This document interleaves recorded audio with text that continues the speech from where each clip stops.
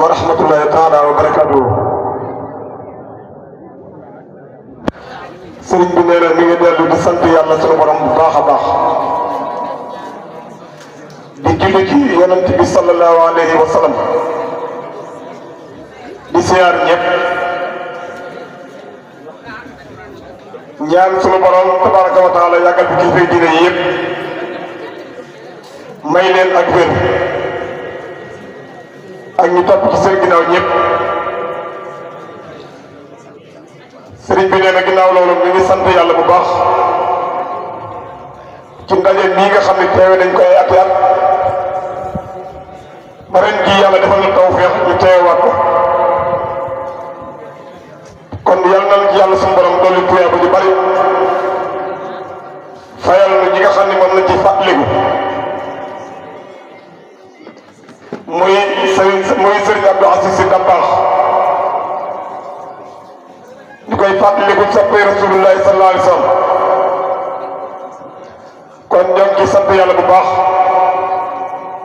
di nuyu tamit kenn ku ci nekk di la jox loxo di la balu àq te di la balu àq di sant ñi nga xam ne ñoo organisé mbir mii di tuddee Babacar Mbaye ak ku mel ni Sidi Ahmed Ndiaye ak Serigne Pam Mbeng ak Serigne Jata Mbeng ak ñëpp rek Seydina Omar Mbeng mën nañ cee lim ñu bëree bëri waaye temps bi moo xaw a xat kon ñoo ngi jégalu ci koo xam ne tudd ñu sa tur ñoo ngi sant bu baax sang su baax sii nga xam ni ñoo doon def waxtaan bii de nee na wax dëgg yàlla amoon na yéene fanaan ak yéen ndax seenu taxawin ndax diine kat benn rek la wa man yattaxi xayra islaami diinan fal yuqbal minhu wa huwa fi l-aaxirati min al-xaasiriina sahida allahu annahu laa ilaha illa huwa wa malaikatu wa ulul ilmi qaiman bil qisti laa ilaha illa huwa azizul hakim inna diina inda allahi islam kon lu dul l'islam amul solo ci suñu borom te li nga xam ne yàlla ñàkkal na ko solo ab jaam waru koo amal solo kon diine jooju ci la xaadim rasul nekkan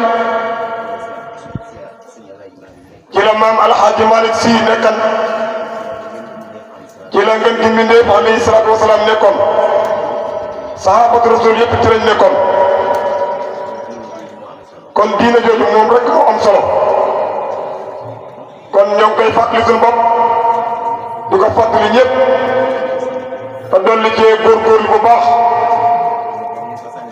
xam ni comme ni ko sang si waxe fii la ak fee moom lépp rek diine rek la mën a nekk comme koo xam ni mën na cee doon ci ñoom war ngaa bàyyi lépp ci jikko yu bon nga xam ni diine benn rek la soxla woo muy benn jullit yi ndax nee na avant islam bi egsi ci yonent yàlla Adama ba tey li fi jaar ci ay yonent ak ay téere bi alxuraanul karim ñëwee dañoo boole loolu lépp dugal ko ci biir islam nga xam ni benn diine kontatul ci sunu borom lu dul islam mboolem diine yëpp seeni nguur jeex na diine islam rek moo fii def di diine sunu borom nag dafa wax ni am nañu nga seeni gémmañ ngir fay diine islam waaye jant bi nga xam ne moom laa taal gémmañ tuut na ci fay ko yuridoona an yutfi'u nuurallahi bi afwaahihim wa yaba Allahu illa an yutimma nuurahu walaw kariha al-kaafiruuna luñ ko bañ jant bi moom day génn. kon yonent bi alayhi salaatu wa salaam ak leeram ci la jant leeroo kon ndegam mënuñoo fay leeru jant bi kon mënuñoo fay leer ak rasulullahi alayhi salaatu wa salaam mboolem ñu baax ñi àndan ak moom ak ñi nga xam ne ñoo leen wuutu ak ñi nga xam ne ñoom lañ ciy tudd tey jii ba pare di ci fàttaliku sànq bu baax ba Serigne Abdoul Aziz Sy Dabakh seenug leer ci islam kuy tuddoo murit wala ngay tuddoo tijaan tuut nga ci fay leer googu moom kon bennoo rek moo am solo seenu taxawin sëriñ bi nee na mi ngi ci sant bu baax ndax luy féewale kat amul njariñ kon yal na yàlla boole suñuy xol benn yëg yu tax ñu taxam ñoom ñëpp ñuy sonn ci islam ba ñu nit ñu mën a sonn ci islam sëriñ bi nee na ñu ngi sant ñëpp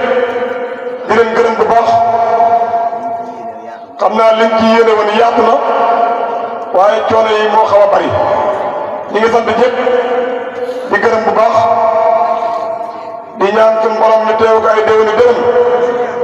suñu borom nangul nu te fulal nu doole ñu ay xéewal ba liñ koy yéene defe saa su nekk saa borom dolli ko barkeel ñu ngi sant ñëpp di jégalu bu baax wasalaamu ala man ittaba bis bi àjjuma lay nekk ginnaaw suba lay nekk muy sant sëñ Tuubaa gi mi def ci daara ji Serigne Cheikh Diop Mbaye moo ko war a jàng ginnaaw suba lay nekk àjjuma incha allah bi kon takkat yonent bi